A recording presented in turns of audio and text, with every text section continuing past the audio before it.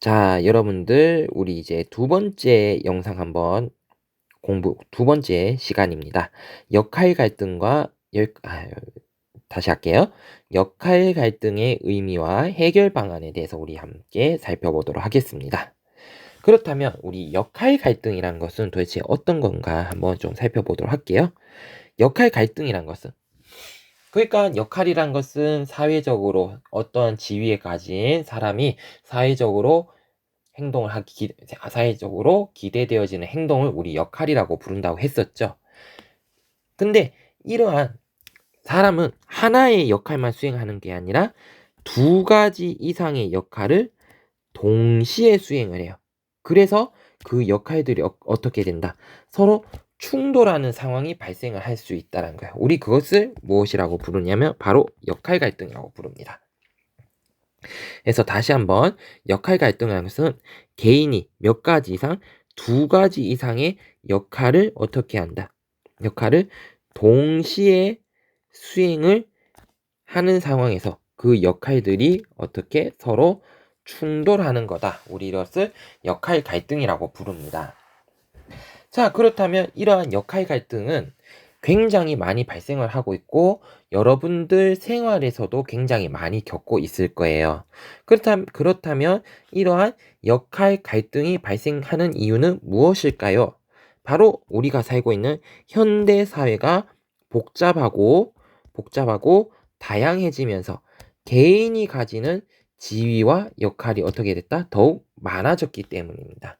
그러니까 현대 사회가 복잡해짐에 따라서 개인이 가질 수 있는 지위도 굉장히 많아졌다는 거죠. 왜? 현대 사회가 복잡해지기 때문에 개인이 능력 있고 노력을 많이 한다면 많은 후천적 지위를 획득할 수 있는 환경이 만들어졌기 때문입니다.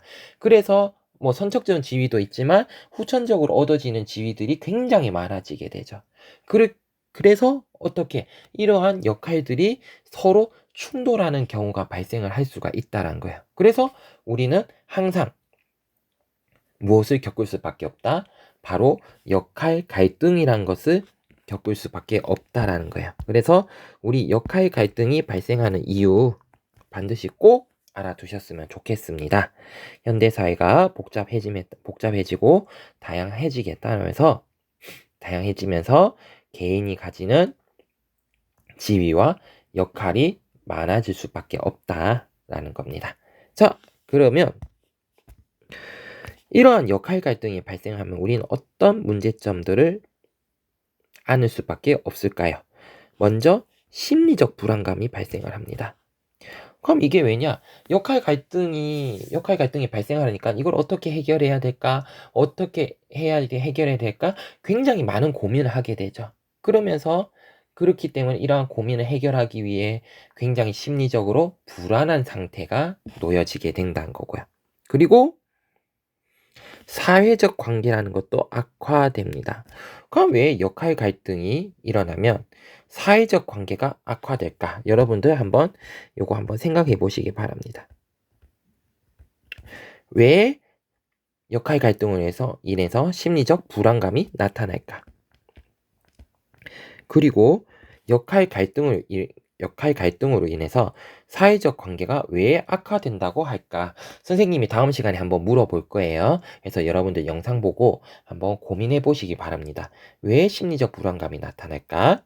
왜 사회적 관계가 악화되어질까라는 거 여러분들 한번 고민해 보시고 한번 수업 시간에 선생님한테 이야기해 주셨으면 좋겠습니다. 자, 그러면 이제 마지막으로 이러한 역할 갈등이 일어났을 때 우리 이러한 역할 갈등을 어떻게 해결해야 될까요?